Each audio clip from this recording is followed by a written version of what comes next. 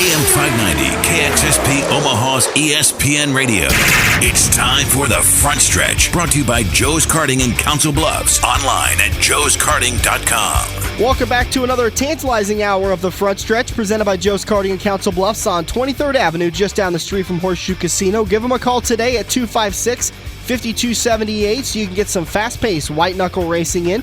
You can also check them out online at joeskarting.com. That's karting with a K. We've got a great show lined up for you today, a lot of great information, and we do want to start off with, well, what is the best way to start off with the show? It's an apology. We do apologize for the technical issue we had last week. A lot of our listeners phoned in and emailed us and told us that, hey, you guys are playing the same show as the previous week because we don't care what's going to happen at Bristol Motor Speedway because it's already happened. A little bit of a technical issue, so we do apologize. We've got it straightened out, and hopefully this week's show airs correctly. But last week's show, I was kind of proud of it. One of the first shows I think we actually did a good job. So if you want to go back and listen to it, there was some great commentary on Andrew talking about the 48 fines and how the penalties were lifted. We broke down Bristol and some of the different things that are happening in the NASCAR world. Always worth a listen to. You can go to our YouTube channel and check it out. It's on the Joe's Karting YouTube channel. You can go to our Front Stretch Facebook page, and we'll have it posted there. You can also go to joeskarting.com. Again, karting with a K, and we've got it posted there. So many ways you guys can go back and listen to the show each and every week in case you miss it. And you can go back and listen to the show that was supposed to air last week, but again, because of technical issues, was unable to. Let's get into the show and talk about what we have lined up for today. In Turn 1, which this is Turn 1, we're going to break down what you're going to expect today at Fontana. Then in Turn 2, it's going to be the Fast 5. It's going to be the 5 stories that are dominating the NASCAR world. In Turn 3, we're going to play an interview with Chuck Vanderheiden, who is the owner of Stewart Speedway and the race promoter and director. Great interview with that guy we're going to have lined up for you. And then Andrew Koziski is going to talk about some of the changes that are going on at Bristol Motor Speedway. There's a lot going on with Bristol. They're going to make some changes in the offseason, actually in between the two races, that is going to make it for the July race, is going to make it very interesting. So that's correct. We'll talk a little bit about that. And of course, guys, thanks again for joining us. Welcome back, buddy. I know you had an eventful weekend. I will not call you what you keep asking me to call you. I will not call you that. That's all right. There's 40 million other people on the face of the earth that will know me as Ricky Buddy by the time this season's done. So in the real world, Buddy's 40 million is actually 2, maybe 3? No, we dollars maybe. Well, thank you so much for joining us this morning. We really do appreciate you joining us again for another edition of The Front Stretch presented by Joe's Karting. A recap of what happened at Fontana at the Auto Club Speedway. A very quick race. Quick because there was no cautions all day long. Not a single, I take it. There was one caution, which was the only final caution for rain on lap 129. But Hamlin, Harvick, Busch, Kyle Busch, Johnson, Stewart, they all looked very strong to start the race with. There was this interesting statistic that at all the history of Auto Club Speedway, whoever has led the first lap has never won the race. And as you're going into lap 1, you could see that Denny Hamlin and Kyle Busch were really fighting for the lead, and it kind of seemed like Busch kind of pulled off a little bit and let Hamlin lead that one lap, and then all of a sudden he checked out and he was gone. Busch goes on and leads a good majority of the race. I believe he led somewhere around 80 to 85 laps, had a dominating car, and the only guy who was able to catch him and pass him was Tony Stewart. As Stewart is making his way through the field, this was kind of an interesting story as the race kind of progressed. He did this thing called the Eldora slide, is what some of the TV commentators have called it. And everyone knows that he owns Eldora Speedway in Ohio. And it's kind of this dirt track move. I'm sure you guys see it every Friday and Saturday night where a car that is running the top line, and then he runs the bottom line. What he does is when he goes into the corner, he dives down to as far down in the corner as he can go. If he can get those tires onto the apron, he will. And then he'll let the car get a little bit loose and slide up in front of the other car. What we were noticing at Fontana was it was incredibly difficult to pass somebody. You could catch him fairly easily, but he was having trouble getting by them. So he did this Eldora slide job in front of Harvick and then in front of Hamlin, and neither of them seemed to like it. I want to talk to you guys a little bit about it. Being from the dirt track world, it was early in the race, and that seemed to be a bit of their frustration was that they had the better run coming off the corner, a lot like you do when you run that top line, but Tony just basically cut him off. At any point, if they would have wrecked him, do you think you could have faulted them for wrecking him? I see a lot more slide jobs in your class than in my class in the sport mods. Typically, if I've got a competitor pulling a slide job on me. If it's a good, clean slide job, a lot of times I'll actually even go over there and say, hey, that was kind of cool, man. I mean, it sucks that you passed me, but it's kind of cool. It's dirt track racing. Now, if somebody comes in and slide jobs me and clips my left front and spins me out and puts me in the wall, well, it's absolutely their fault. Yeah. But sometimes you've got to do what you got to do to get to the front. And I don't blame Tony Stewart for doing it. I mean, the rain was coming. They all knew this. It was a big part of the race. If that means in the first 2 or 3 laps you're going to have to pull some aggressive moves like that, all Tony Stewart did was really go after to get the job done. I mean, that's all he had to do. He had a great car all day long, and he started, I believe, back around 14th, and it was going to be difficult for him to get up to the front, and he definitely had a fire lit under him to get to the front as fast as possible because everyone saw the radar in the rain coming.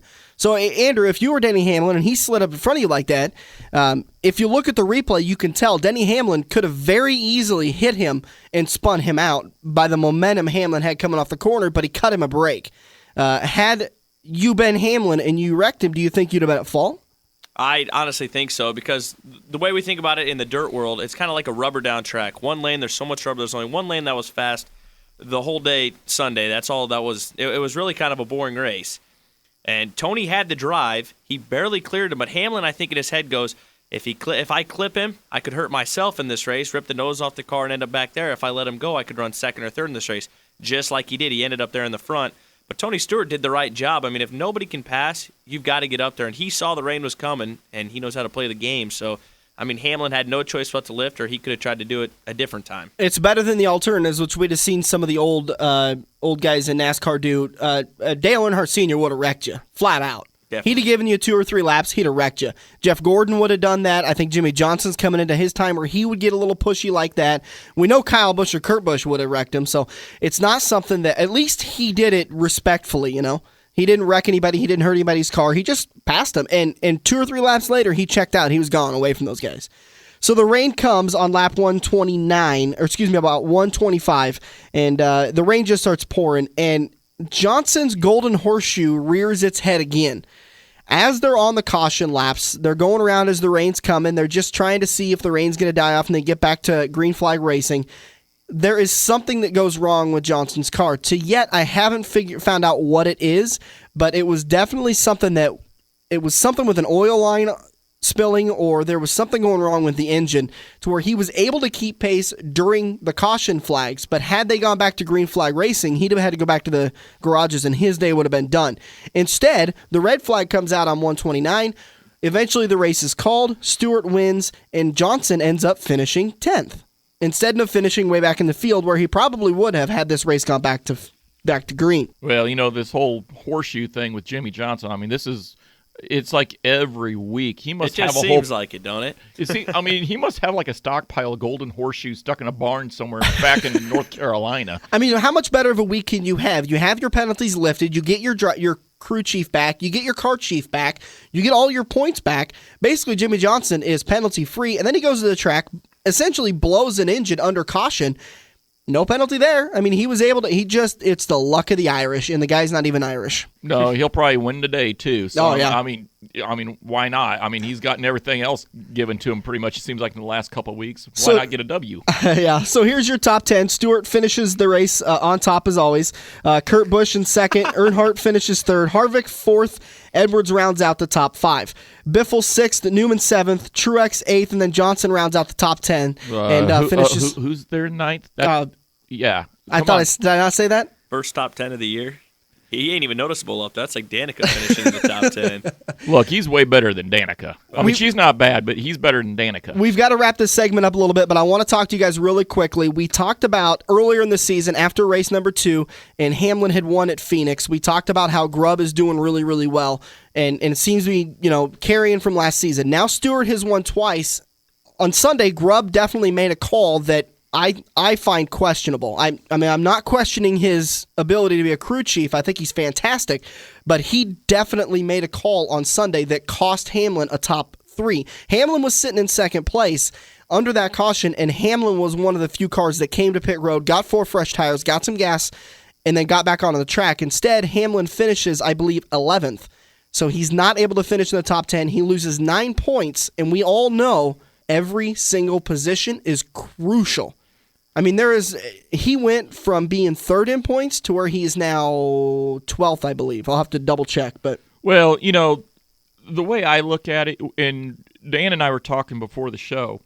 Dan, you had mentioned that you could actually see the wall of, and if I remember right, you quoted it as the wall of Poseidon or something like that. The Poseidon Adventure. It was Larry Mack on TV had described it as that. It looked like the Poseidon Adventure when that massive wave was coming at him. That's what it looked like when you looked over turn 3. You couldn't see 2 miles past the race because it was raining so hard. Okay, that's a good point, but these guys on these boxes, on these pit boxes that we talk about every week, they have radar on their computers and whatnot. That radar is not up to the second. That radar actually loops around. I don't know if you guys know this, but it actually loops around once every 5 minutes. So when he looks at that radar, he's looking at 5 minutes ago as to where that rain was. But there was 41 other crew chiefs that were looking at the exact same radar. Yeah, but at the same time, if it looks like Stewart could possibly be coming into the pits, if I'm Andrew's crew chief, which I know he would probably squirm if he knew I was his crew chief, but if I'm Andrew's crew chief and he's running second to Tony Stewart, and it looks like Tony could possibly be making a run into the pit road, well, hey, do what Tony's doing. Come on in here. We're going to get 4 tires. We're going to make a run for it. And all of a sudden, Tony juts out. I'm not saying that he necessarily psyched Hamlin out, but at the same time, I'm looking at the radar going, you know what? Why don't you come on in and we'll get 4 tires. I think the rain's going to hold off for a little while. Unfortunately, it didn't. Was it a mistake on Darren's part? Yeah, you could say, it is a mistake actually on his part. But at the same time, I mean, you're looking at a 5-minute-old radar photo on your computer or your cell phone or whatever you're doing on the pit box. So I don't really I don't think it's that big of a deal. Their radar updates faster than 5 minutes. If they're a multi-million-dollar operation, they're not looking at weather.com. Like we are. They're looking at actual radar, and it updates faster than 5 minutes. You've seen the little thing go around on like the Channel 3 News. It doesn't take 5 minutes for the radar to move around. We'll agree to disagree, but okay. The thing is that Hamlin got the order to come to the pits well before Stewart even made his move. Hamlin was coming. Grubb told Hamlin, "We're coming to pit lane." I think he was planning it out. This is one thing I think it was. It was either Stewart was coming, he was going to stay out and try to hold off. But if Stewart wasn't coming, I think he was going to try to go in thinking they're going to get 5 to 10 more laps, maybe before it rained, with the freshest tires. I think that's what Darian was trying to do, but obviously it didn't happen the way he wanted it to. But is that the point you were trying to make? Okay, he explains it a lot better. So, an 11th place finish, it's not a bad day. You could tell Hamlin was definitely upset. I'd be interested to find out what's going to happen today in the next coming races to see if maybe, I know I'm a little premature in saying this, maybe Hamlin started to see past that silver lining. No, I don't think that's the case. I mean, it's a mistake. It's going to happen. I don't care if you're Addington or Letard or whoever, you're going to make mistakes. The thing I worry about, last year, Grubb made some costly mistakes to the 14 team. And we've all agreed that Grubb going over to the Hamlin team was a great positive move for that team. And we've seen some great turnarounds on that team already this early in the season. The problem that I see is, will Grubb get too relaxed in his role, knowing that he's a great addition to that team, and actually revert back to some of his old ways, costing the Hamlin team, some of these bad choices? Well, it's pretty easy, and I think Grubb kind of thought his way out of the right decision. You overthink things a little bit. Let's get to the trivia question for today. If you want to participate in the trivia question, head over to Facebook.com. Become a fan of the front page of, I get that screwed up every single week. Become a fan of our Facebook page, The Front Stretch, presented by Joe's Karting, and post as a comment on the wall to answer to this question. There is one driver in the Sprint Cup circuit that has led all 5 Sprint Cup races this season. One driver, and only one driver, has led all 5 races. Name that driver. Kurt Busch. Danica Patrick. See? We're similar. You guys are obviously way off. But good show. So head over to the Facebook page, become a fan of our Facebook page, The Front Stretch, presented by Joe's Karting, and then answer that question. You have until the end of Turn 2 to answer that question. You're going to win yourself a 3-pack to Joe's Karting. Turn 2 is just around the corner. We're going to talk More about some of the. We're going to get down to the Fast Five in NASCAR. It's the Front Stretch presented by Joe's Karting on AM 590, Omaha's ESPN Radio. This is Andrew from Koziski Auto Parts. Koziski Auto Parts is an insurance-quality used parts supplier that can match your foreign or domestic car or truck needs. If you have a damaged or broke-down car or truck, we guarantee a clean and quality part in next-day fashion. Koziski Auto Parts, your neighborhood premium recycled parts supplier. Call any Koziski Auto Parts salesman today by dialing 402-731-4592 or visit us at 5040 I Street in Omaha. Koziski Auto Parts, our quality used parts will match your car or truck's needs. Are you ready for fast-paced, adrenaline-pumping, wheel-to-wheel racing right here in the Metro? Get to Joe's Karting in Council Bluffs and see what it's like to race real go-karts. Joe's Karting knows it's no fun to race go-karts at 10 miles per hour, so they ripped the governors out, and now the only restriction is how good you are at racing. It's full-throttle, white-knuckle racing every day of the week. Head over to joeskarting.com for hours, prices, and specials, or give Buddy a call today and set up your group races at 712-256-5278. Hi, I'm Buddy Ray, driver of the number 25 Party Pantry Modified. When I'm headed to the track or my family needs a fill-up, we all head down to the Party Pantry, locally owned and operated just off the beaten path in Council Bluffs on 35th and 5th Avenue. Party Pantry has some of the area's best prices on food, snacks, beer, and gas, and has a great liquor selection. So stop by and see the whole crew at 35th and 5th Avenue in Council Bluffs, just off the beaten path, where you're treated like family with a name and you're not just a stranger. Summer is right around the corner, and that means your cooling system is going to be put to the test. Getting your car in for a radiator flush and air conditioning coolant recharge will save you a headache when we start seeing triple-digit temperatures. Kevin and the crew at Auto Connection will also service your car, which can increase your miles per gallon and help you save at the gas pump. Located at 21st and O in Lincoln, online at autorepairlincolnne.com. Call 402-477-8200 to schedule an appointment today.